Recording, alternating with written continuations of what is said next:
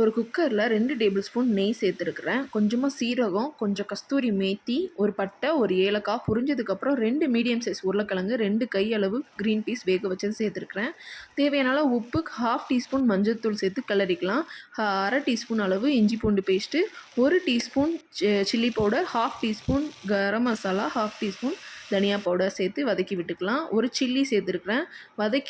வதங்கிட்டு இருக்கிற டைமில் மிக்சியில் ஒரு 6, 7 முந்திரியை ஒரு அரைச்சிட்டு, அதுக்கப்புறம் ஒரு வெங்காயம், ஒரு தக்காளி நல்லா வதக்கிட்டு, அதுக்கப்புறம் அந்த முந்திரியோடு சேர்த்து அரைச்சா ஒரு பேஸ்ட் ரெடி ஆயிரும். அதில் கொஞ்சம் சோம்பு போட்டு அரைச்சிக்கலாம். நல்ல வாசமாக இருக்கும்.